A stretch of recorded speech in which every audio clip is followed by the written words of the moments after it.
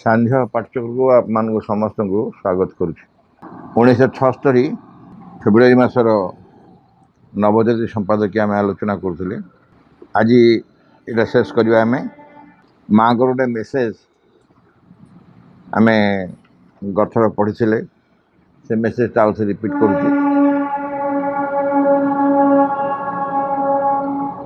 The manifestation of the supramental upon earth is no more a promise but a living fact, a reality.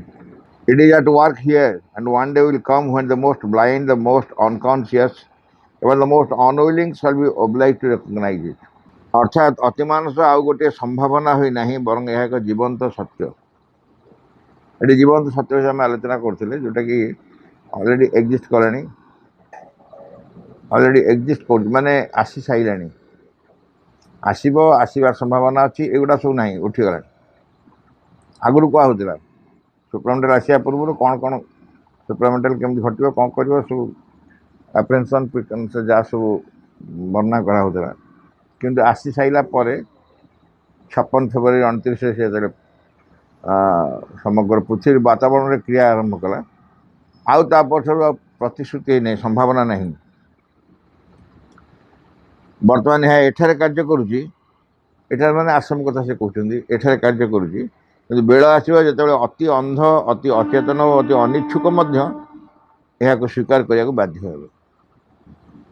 तब जिते मना करुथा, जिते मना करुथा, जिते सन्देह प्रकाश करुथा हाँ कि नहीं ए संपर्क तुम जिते जिते प्रकार जहाँ करुथा पछके समय आसो तुम बाध्य हो, मानिया को बाध्य हो, स्वीकार करने बाध्य हो। यही दिव्य अतिमान चेतनार अवतरण होबार 20 वर्ष हो गला। यहाँ हूँ 1976 एवं 56 मसीह पृथ्वी वातावरण क्रिया कला। तेणु 20 वर्ष धीरे धीरे यार प्रभाव अज्ञान अंधकारमय जगत उपर पड़ी। से कौन पाई अतिमान चेतनार कार्य कौन क्यों? अतिमान चेतना पृथ्वी वातावरण में कार्य कर कौन पाई ना अज्ञान अंधकार को दूर करने, अज्ञानता को दूर कर, अंधकार को दूर कर एवं मिथ्याचार को दूर कर। सब आपको जे दूर करने आसी से जगह प्रभाव पड़ो बेसी। समग्र पृथ्वी वातावरण में कार्य कर माने अज्ञान और अंधकार जगत उपर से पड़ला, तार प्रभाव पड़ा आरंभ होला। यही सत्य जोर जबरदस्ती कर निजक लजिदेव ना। ये जोर जबरदस्ती कहीं कहुची ना मेसेज माँ कहले समय आसो, बेल आसो, जिते बड़े बेल आसो कहीं आम कहीं जबरदस्ती टाणी आने से कम हेनी। प्रस्तुति से अपेक्षा कर से कहूँ जोर जबरदस्ती ताको लजी हेनी, निजक लजिदेव ना से निजे बर एक महान प्रस्तुति घटिले यह कार्यकारी हो। जदि प्रस्तुति घटी सार से कार्यकारी हो मैंने से दिन अपेक्षा करनी एमती हम धीरे धीरे धीरे धीरे कार्य कर चली अत्यंत मंथर गति। कहीं मंथर गति कार्य करना कारण प्रस्तुति एपटे से भली तीव्र होनी। तीव्र प्रस्तुति जदि हो शक्ति की स्वीकार करी, से शक्ति की स्वीकार करी से शक्ति को आम भीतर कार्य करने को सुजोग दबा यही एक जिते प्रस्तुति आसीज से सी कार्य कर समस्त जापर। बर्तमान से पर्यंत यदि समय आसनी से निजक लदिदेव। आम सब देखी बहुत जगह जबरदस्ती जबरदस्ती कर तार सामर्थ्य था न था कि करने को बाध्य करा जाए। भगवान क्षेत्र में से कथा हुए कौन जगह माँ उल्लेख कर God is a gentleman Shri Aurobindo is a gentleman बोली गोटे कहते कहले मु नुह श्री अरविंद सब सही पारे जहाँ जहाँ असुविधा को टॉलरेट करने कि मत जेहेतु सी मैनेजमेंट दायित्व अच्छा परिचालन दायित्व अच्छा हस्तक्षेप करा पड़ो से गोटे कौन जगह कही मोर ठीक मन नहीं शुणी पार्थिक आलोचना शुणी बरং एक महान प्रस्तुति घटले यह कार्यकारी हो यही सत्य अज्ञान और जड़तार आच्छन्न मन प्राण शरीर ए सत्य ग्रहण नक यार विरोध करुच्ची किंतु अंतरात्मा यार उत्तर दे पारे आम भितर मन प्राण शरीर और अंतरात्मा समस्त अच्छा मन प्राण शरीर अदिव्य तेणु से विरोध कर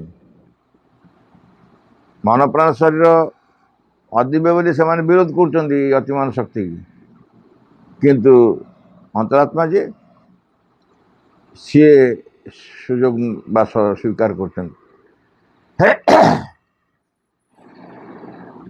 किंतु अंतरात्मा यार उत्तर दे पारे ये अतिमान शक्तिर उत्तर दे पार अंतरात्मा कारण सी हूँ भगवान प्रतिभू बा अंश सुतरां अंतरात्मार उन्मीलन फल मनुष्य से सत्य को धरीपर और निज जीवन में परिवर्तन आनीपर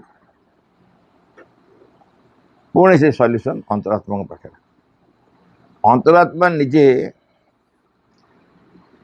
तांकर जो उन्मीलन हम अंतरात्मा प्रकाश पाइबे निज खोलिए उन्मूलन हम से मनुष्य से सत्य को धरीपर कारण बाकी जो जो इंस्ट्रूमेंट मान बर्तमान अच्छा मन प्राण शरीर मन प्राण शरीर मध्यम धरी हेनी अतिमान सत्य को कार्यकारी करनी मन प्राण शरीर मध्यम किंतु अंतरात्मा जेहेतु भगवान को अंश तांकर उन्मीलन फल से सत्य को मनुष्य धरीपर और निज जीवन में परिवर्तन कर यार क्रिया फल मन आलोकित हो कार अतिमान चेतनार क्रिया फल मन आलोकित हो हृदय शांत स्थिर हो शरीर चेतन क्रिया हो शरीर दीर्घायु अपेक्षाकृत कम रोगग्रस्त हो इमिडिएटली रूपांतर हेनी सांगे सांगे रूपांतर होनी किंतु शरीर दीर्घायु हम रोग कमिज अपेक्षाकृत कम रोगग्रस्त हो कौन सी प्रकार उच्चतर शक्ति प्रभाव रे नहीं शरीर बर्तमान आ गोटे उच्चतर शक्तिर प्रभाव रे उच्चतर शक्तिर प्रभाव जो शरीर रतिमान शक्तिर प्रभाव न्याचुराली तार सामर्थ्य बढ़ सामर्थ्य बढ़ी कौन हम रूपांतर प्रक्रिया पक्ष कथा से समय आसेनी सीटा किंतु शरीर पर निश्चय तार प्रभाव पड़े शरीर दीर्घायु हो दीर्घायु क्या दीर्घायु कह जाए तार किसी आम पाखे संज्ञा नहीं डेफिनेशन नहीं या ही दीर्घायु कह जाए किंतु रोगग्रस्त कम हम यहाँ बुझे कारण रोगमुक्त शरीर कहे ना कहले चले संसार खूब अल्प किसी साधु व्यक्ति थे जे कि साधना फल निज रोगमुक्त करें तथापि तो अतीत देखा जिते बड़ बड़ साधु समस्त रोगग्रस्त थे जिते बड़ बड़ साधु समस्त शरीर रोगग्रस्त था तेणु अतीत जिते साधना करा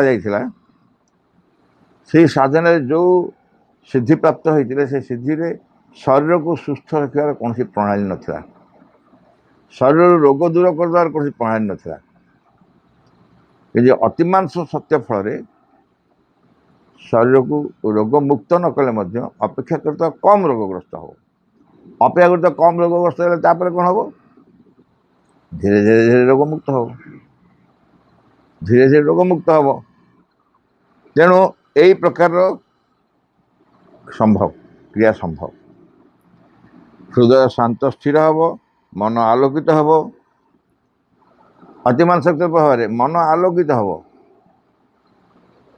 रूपांतरित न होगी रूपांतरित होनी यही प्रकार जो मन बर्तमान अच्छी से धीरे धीरे आलोकित हम आलोकित हेले कौन हम ना पूर्व अवस्था जहाँ मनर से अवस्था ठार बहुत उच्चतर अवस्था को से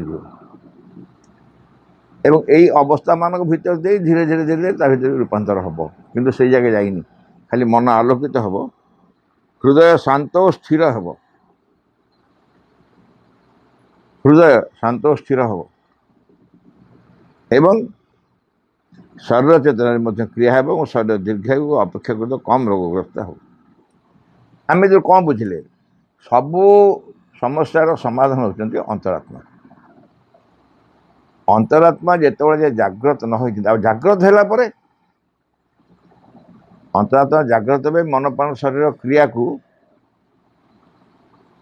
अधीन को नेबे मन प्राण शरीर जावतीय कार्यकलाप जिते जहाँ क्रिया एवं अंतरात्मा ग्रहण करने ग्रहण करने पर अंतरात्मा कौन करेंगे ना धीरे धीरे धीरे धीरे परिवर्तन करेंगे यही परिवर्तन संभव हो एवं अतिमान शक्ति सी किए तार प्रभाव रे एक काम संभव हो पार मनुष्य यहीपरि परिवर्तन को आशा करुच्ची अपेक्षा मध्य करुच्ची आशा कर माने हाँ ताकि आशा करिया तो हेले भल हाँ ये जो आशा आम करुचु ता भी करुच्ची मनुष्य यही परिवर्तन आशा भी करुच्ची अपेक्षा मध्य करुच्ची अपेक्षा के करे जो निश्चित हो जाए आशा करने अवस्था धीरे धीरे ता भितर गोटे निश्चित सूचना मिलूँ तेणु सी आशा भी करुच्ची परिवर्तन को अपेक्षा भी करुच्ची केते परिवर्तन हम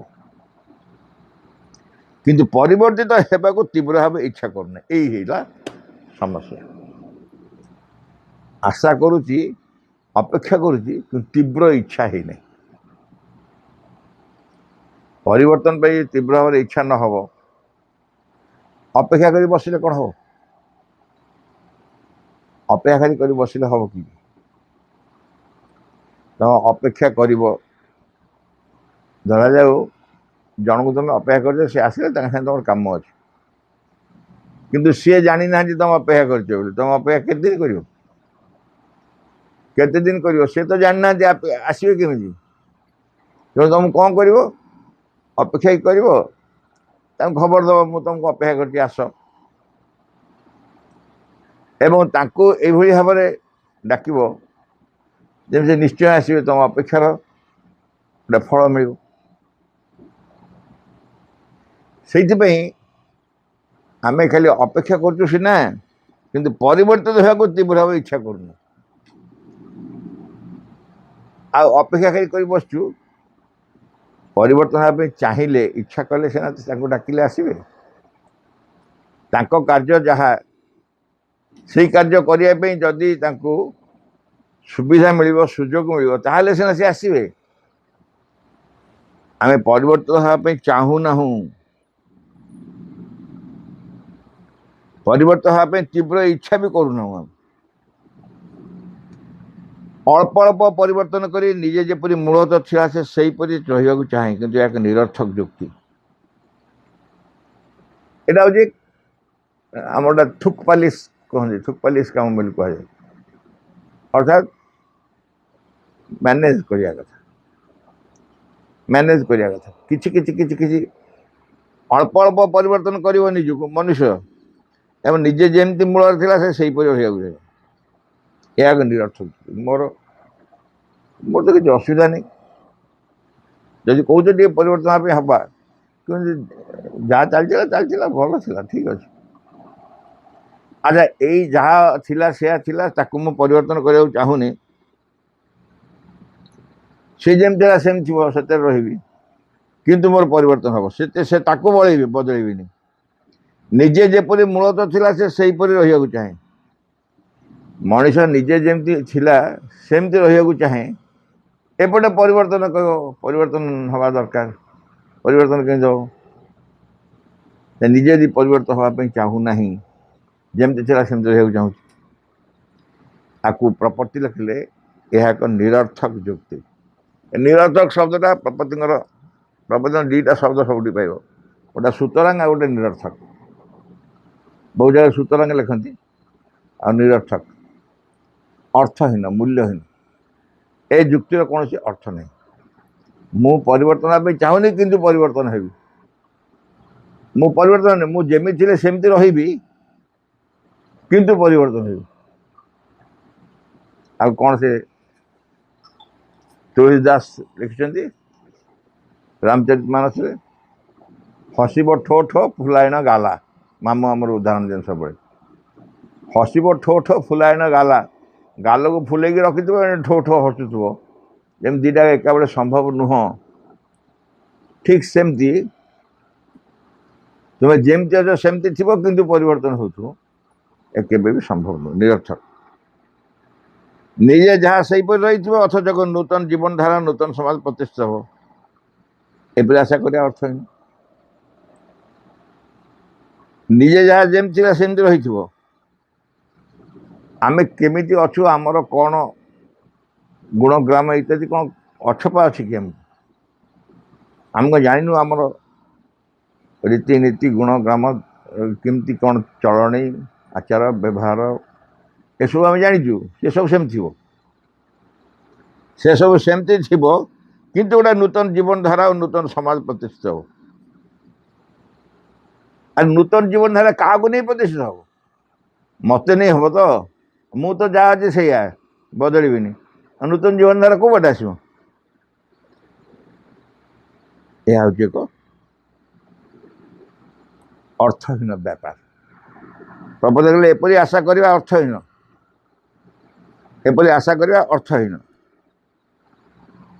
ନିଜେ ଯାହା ରହିଥିବ ସେହିପରି ଅଥଚ ଏକ ନୂତନ ଜୀବନଧାରା ଆଉ ନୂତନ ସମାଜ ପ୍ରତିଷ୍ଠା ହେବ ଏପରି ଆଶା କରିବା ଅର୍ଥହୀନ A perfected human world cannot be created by men or composed of men who are themselves imperfect. गोटे मेसेज माँ बोधे यहाँ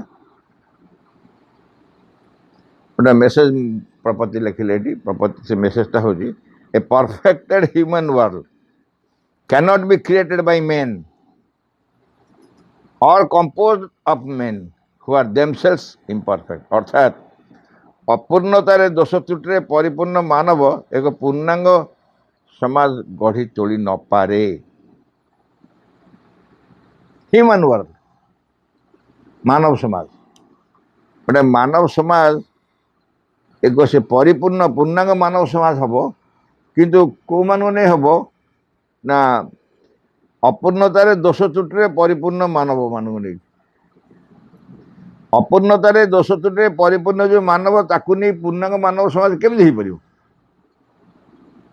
पार समस्ते तो खुण अच्छा समस्त भितर समस्या अच्छे तेणु केवल पूर्णांग समाज गढ़ी हो पार ना ये मान नहीं अपूर्णता जी अच्छे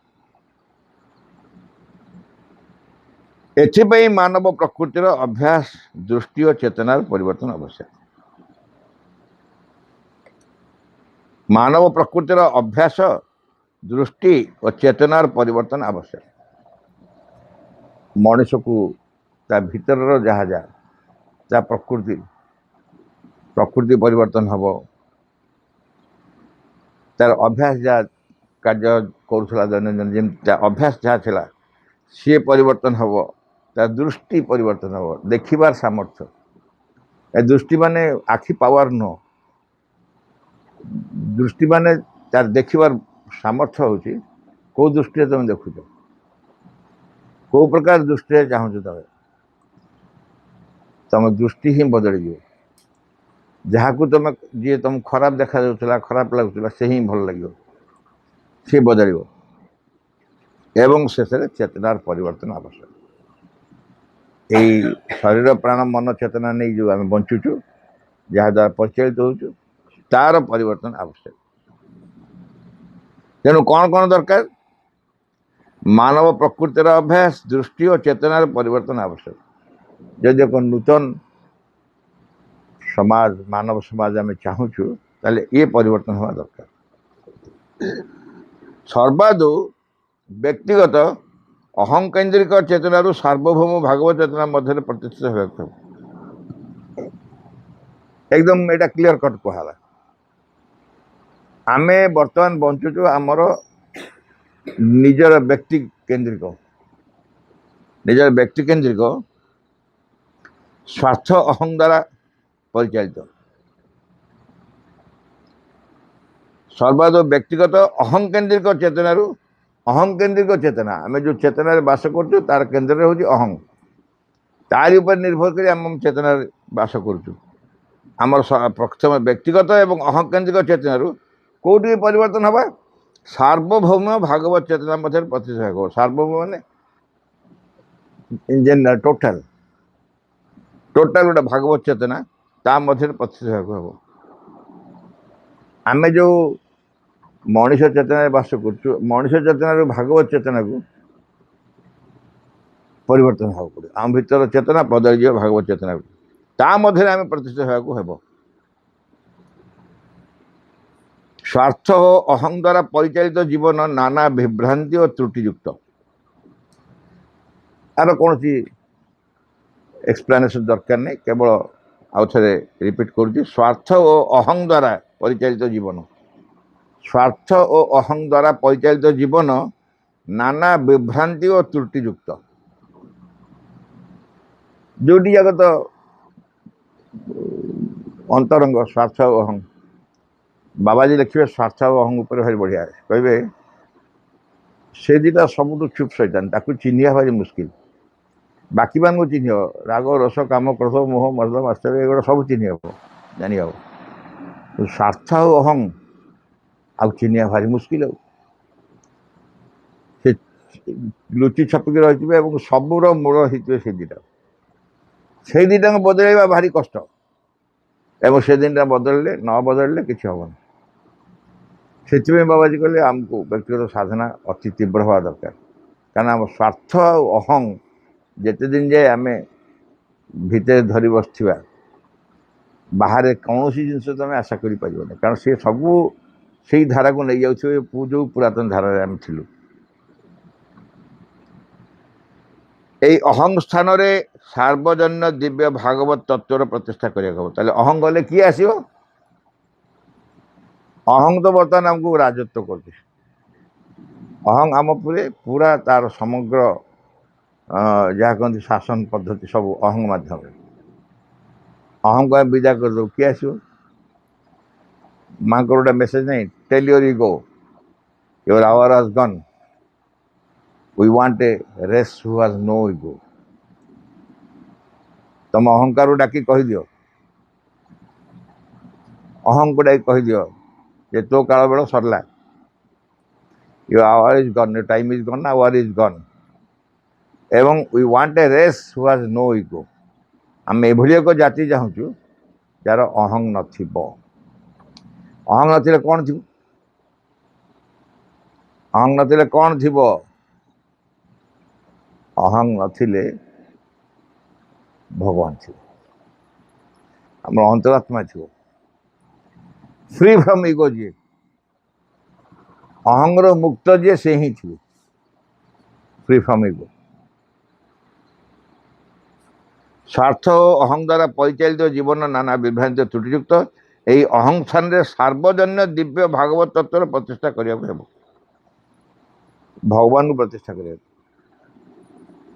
अहं को बर्तमान मानुचु अहं द्वारा परिचालित होचु सी चलीज ता जगह भागवत तत्व भगवान निजे स्वयं प्रतिष्ठित हो। आमर अंतरात्मा भितर जो भगवान अच्छा से प्रतिष्ठित हे अंतरात्मा ही प्रकाश हो एवं तारी फल आम अहंगर दौरात्म संपूर्ण मुक्ति पाइब। अहंगर दौरात्म केबेठू चली आसी संसार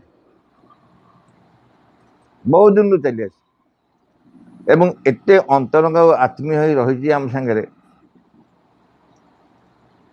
ताकू छाड़ा बेले संभव नुह लगे किंतु ताकू न छाड़ा पर्यंत अहंगुरु संपूर्ण मुक्त न हवा पर्यंत आउ किसी आशा करवा संभव नुह।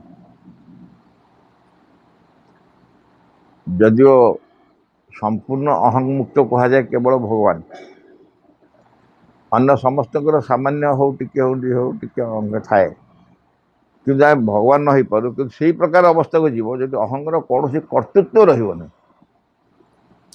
कर्तृत्व रही कारण सी जो परिवर्तन हो से कौटे पलैजी सी निजे दिव्य धारा को परिवर्तन हो आम भितर तेणु धीरे धीरे परिवर्तन से हो कि तार कौन काटती ना काटती माने कथा कि चलो आउ से आमको परिचालित करना ये हूँ गोटे जीवन सबुठ गुरुत्वपूर्ण सिद्धांत जे मु अहं द्वारा परिचालित हेबी ना से बहुत तत्व हो कहला माँ कहले प्रथम बुझ जे अहंगुरु मुक्त हो पार माँ कहले प्रथम जान जे अहंगुरु मुक्त हो पार द्वितीय चेष्टा कर चेष्टा कले कौन हम ना तुम भीतर जहाँ कामना वासना अच्छे सब छाड़ कामना वासना सब न छाड़े अहंगुरु मुक्त कहीं तार से इन्स्ट्रुमेंट सब आम गोटे उदाहरण दौनु मन से उदाहरण माकड़ धरा उदाहरण जो कहते आम अहं को छाड़िया चाहूँ किंतु कामना वासना को धरिक रही बनी आम दक्षिण साउथ इंडिया रे माकड़ धरती मारी खायापी कि नहीं पोषिकी पालिकी नचेवाई मुझे जानी कि माकड़ धरती गोटे प्राणी हूँ सरू मुह माठिया सब गचर टांगीदेवे एवं ता भितर सब फलमूल रखिथे माकड़ कौन करे ना हाथ गड़े दिए हाथ गड़ी फलमूल धरे हाथ काढ़े आउ हाथ तार बाहर नहीं कारण सरू मुह धरी था हाथ फल फल जब छाड़देव हाथ बाहरी आसो कि से फल छाड़न से भिड़ुते भिड़ी बाहर कर से जाल पकई धरन सी यदि हाथ खोली दिंता अर्थात कामना वासना को छाड़ी दिंता ताले अहंग मुक्त हो जाता। यही हूँ अहंकार को छाड़िया द्वितीय प्रणाली द्वितीय कौन ना चेष्टा करवा प्रथम बुझा जे अहंगुरु मुक्त ही हम द्वितीय चेष्टा करवा तृतीय कहुची चेष्टा फल यदि न हम ताले संकल्प कर माँ कहले संकल्प कर आगुरी कहीं संकल्प कर कहले कारण अहं को चिन्ह चेष्टा मध्यम तुम चिन्ह भल कर हठात जब तुमको कह जाए जे तुम्हें संकल्प कर अहं को तड़िए बोली मझे गोटे प्रोसीजर अटकी कामना वासना को छाड़ा दरकार एक तुम बुझीपर से कहला संकल्प कर संकल्प कले कौन हम संकल्प कले किसी दिन चलो संकल्प भांगी मगर पुणी थर कर पुणी किसी दिन चेष्टा कर पुणी संकल्प चलो पुणी कर माँ कहले 1000 थर दरकार पड़े भी जब संकल्प भांगी जाए 1001 थर कर 1001 टाइम किंतु तापर विजय लाभ न करिया पर्यंत आउ अटक ना गोटे कथा कौन डोंट लीव द गेम माने खेल छाड़ी पड़े आस डोंट लीव माने छाड़ी दियोनी लगी था लगी था जोक भाया कहीं कह जाए जोक यदि लगिज थे गोड़े आउ बाहर आउ दिने पार्थिक कहती मन थी आम गाँव गोटे बड़ पथर डंगा कुंडटे अच्छे डंगा कुंड आम घरे सब बुढ़ी माँ मान सब से बहुत अच्छा ब्राह्मण घर तो गोदरा देखा जाए सब गोदरा कौट प्राय देखा जाए सब ब्राह्मण घर देखा जाए से मोटा मोटा गोड़ से कौन करना पानी भीतर गोड़ पूरी बसवे जोक छाड़ दिया जोक एड़ी छोटिया गौड़ुणी पोक नहीं कालिया पोक ତେଲୁଗୁଣି ଗୋଡ଼ୁଣି ପୋକ ସବୁ ଏଠି ଭଳିଆ ହେଇଯିବ, ତାକୁ ଛାଡ଼ିଦେବେ, ସେ ଗୋଡ଼ରେ ଲାଗିଯିବେ, ଲାଗି ଗୋଡ଼ରୁ ରକ୍ତ ଟାଣିବେ, ଏମିତି ଫୁଲିକି ମୋଟ ମୋଟ ହେଇଯିବ, ଏଡ଼େ ଏଡ଼େ ଏଡ଼େ ହେଲା ପରେ ବି ଛାଡ଼ୁନଥିବେ। ସେଥିପାଇଁ ତା ମୁହଁରେ ଲୁଣ ଦେଇଦେଲେ ଛାଡ଼ିଦେବେ। ଜୋକ ମୁହଁରେ ଲୁଣ କୁହାଯାଏ। ସେ ଜୋକ ଭଳିଆ ଲାଗିବାକୁ ପଡ଼ିବ କାହା ସାଙ୍ଗରେ? ଅହଙ୍କାର ସାଙ୍ଗରେ। ଛାଡ଼ିବ ତ ନାହିଁ ଆଉ। ତାକୁ ତାପରେ ବିଜୟ ଲାଭ ନ କରିବା ପର୍ଯ୍ୟନ୍ତ ମୁକ୍ତି ନାହିଁ, ଶାନ୍ତି ନାହିଁ, ବିଶ୍ରାମ ନାହିଁ।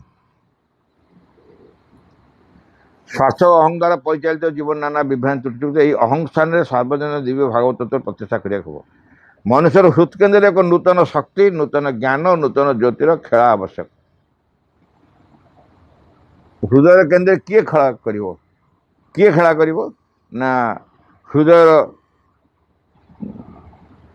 ହୃତ୍କେନ୍ଦ୍ରରେ ଏକ ନୂତନ ଶକ୍ତି, ନୂତନ ଜ୍ଞାନ, ନୂତନ ଜ୍ୟୋତିର ଏଇମାନେ ପରିଚାଳିତ କରିବେ ସବୁ। ଖେଳା ଆବଶ୍ୟକ ମାନେ କ'ଣ? ସେମାନେ ଖେଳିବେ କ୍ୟାରମ୍ ନା କ'ଣ ଖେଳିବେ? ତାଙ୍କର ଲୀଳା ଆରମ୍ଭ ହେବ, ଏଇମାନେ ସବୁ କାର୍ଯ୍ୟ କରିବେ। ଏହି ଶକ୍ତି ତାର ସମୁଚ୍ଚ ସ୍ତରରେ ଅତିମାନ ଶକ୍ତି ଏବଂ ମନୁଷ୍ୟ ମଧ୍ୟରେ ଭାଗବତୀ ଚୈତ୍ୟ ଶକ୍ତି। ଏଇ ଯେଉଁ ଶକ୍ତି ଖେଳା କରିବେ ବୋଲି କୁହାହେଲା, ତାର ସର୍ବୋଚ୍ଚ ସ୍ଥାନରେ ସେଇ ଶକ୍ତି ହେଉଛି ଅତିମାନସ ଶକ୍ତି। ସେ ହେଉଛି ଅତିମାନ ଶକ୍ତି ଏବଂ ମନୁଷ୍ୟ ମଧ୍ୟରେ ଯେଉଁ ଭାଗବତୀ ଚୈତ୍ୟ ଶକ୍ତି ସେ ହେଉଛନ୍ତି ଅତିମାନ ଶକ୍ତି। ଏହି ଶକ୍ତି ଓ ଆଲୋକ ବଳରେ ବ୍ୟକ୍ତିର ଅନ୍ତରରେ ଏକ ଆଲୋକମୟ ପଥ ଖୋଲିଯିବ। ଯାହା ଯାହା ଘଟିବ ସମ୍ଭାବନା ସବୁ ଏହା ଘଟିବ ବୋଲି, ଯେତେବେଳେ ସେ ଶକ୍ତିର ପ୍ରଭାବ ଆସିବ ହୃଦୟ ଭିତରେ, ଅନ୍ତରରେ ଏକ ଆଲୋକମୟ ପଥ ଖୋଲିଯିବ। ଏକ ଅଭିନବ ଦିବ୍ୟ ଆନନ୍ଦ, ସନ୍ତୋଷ, ଶାନ୍ତିର ଧାରା ପ୍ରବାହିତ ହେବ। ଆମେ ଖାଲି କଳ୍ପନା କରିବା, କ'ଣ ତାର କାହାର ଏକ୍ସପିରିଏନ୍ସ ଅଛି କି କ'ଣ କହିଦେଇପାରିବ? ଆମେ ପଢ଼େଇ ଖାଲି ଅନୁଭବ କରିବାକୁ ଚେଷ୍ଟା କରିବା, ବା ଅନୁଭବ ତ କରିପାରିବେନି, କଳ୍ପନା କରିବା କେମିତି ମୋ ହୃଦୟ ଭିତରେ ଗୋଟେ ଆଲୋକର ପଥ ଖୋଲିଯିବ ଏବଂ ଶକ୍ତି ଆଲୋକ ବଳରେ ବ୍ୟକ୍ତିର ଅନ୍ତରରେ ଏକ ଆଲୋକମୟ ପଥ ଖୋଲିଯିବ। ଏକ ଅଭିନବ ଦିବ୍ୟ ଆନନ୍ଦ, ସନ୍ତୋଷ, ଶାନ୍ତିର ଧାରା ପ୍ରବାହିତ ହେବ।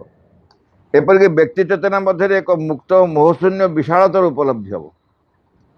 ମୁକ୍ତ ଓ ମୋହଶୂନ୍ୟ, ନୋ ଆଟାଚମେଣ୍ଟ, କାହା ସାଙ୍ଗେ ଆକର୍ଷଣ ନାହିଁ, କିଛି ନାହିଁ, ସମ୍ପୂର୍ଣ୍ଣ ମୋହମୁକ୍ତ ହେଇ ଗୋଟେ ବିଶାଳତାର ମାନେ ମୁଁ କ୍ଷୁଦ୍ର ନୁହେଁ, ମୁଁ କ୍ଷୁଦ୍ର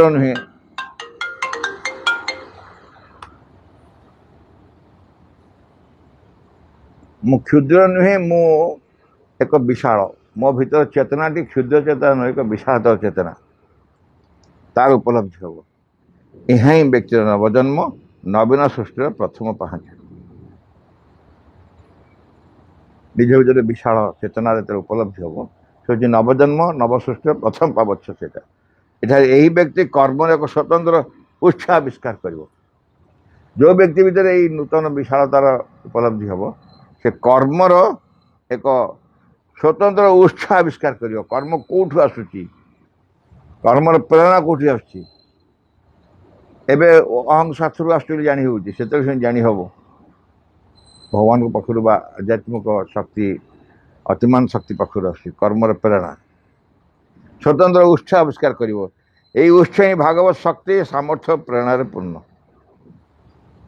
ମୂଳ ଯେ ଉତ୍ସ ଯେ ଯେଉଁଠୁ ମିଳୁଛି, ଯେଉଁଠୁ ଶକ୍ତି ସାମର୍ଥ୍ୟ ଯାଇ ମିଳୁଛି, ସେଇ ଉତ୍ସକୁ ସେ ଚିହ୍ନି ପାରିବ। ଏଇ ଉତ୍ସ ଭାଗବତ ଶକ୍ତି, ଭାଗବତ ସାମର୍ଥ୍ୟ, ଭାଗବତ ପ୍ରେରଣାରେ ପୂର୍ଣ୍ଣ। এই প্রেরণা বଳରେ ଯେଉଁ କର୍ମ ସାଧିତ ହେବ ତାହା ହିଁ ଭାଗବତ କର୍ମ। ଏଇ ଯେଉଁ ପ୍ରେରଣା ସେଇ ଉତ୍ସରୁ ମିଳିବ, ସେଇ ପ୍ରେରଣା ବଳରେ ଯେଉଁ କର୍ମ ହେବ ତାହା ହିଁ ଭାଗବତ କର୍ମ। ଧୀରେ ଧୀରେ ଏଇ ପ୍ରେରଣା ଓ ଚେତନା ବ୍ୟକ୍ତିର ଆଧାରକୁ ଗଢ଼ି ତୋଳିବ ଏବଂ ରୂପାନ୍ତରିତ କରିବ। ପ୍ରୋସିଜିଓର ଗୁଡ଼ାକ କୁହାହେଉଛି, ପ୍ରଣାଳୀ।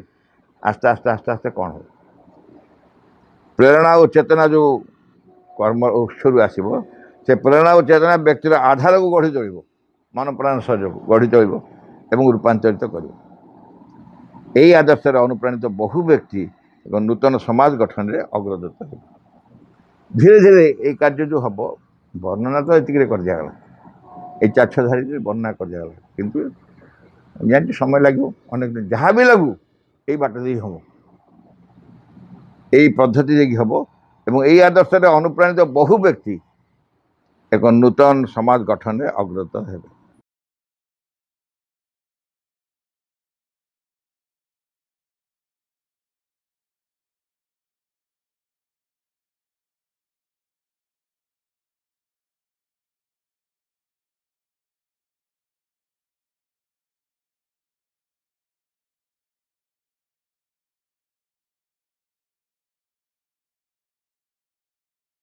ଭଗବତ ସେବକର ପ୍ରାର୍ଥନା, ବିଘ୍ନ ବିନାଶନ ହେ ଭଗବାନ, ଜୟ ହେଉ ତୁମର।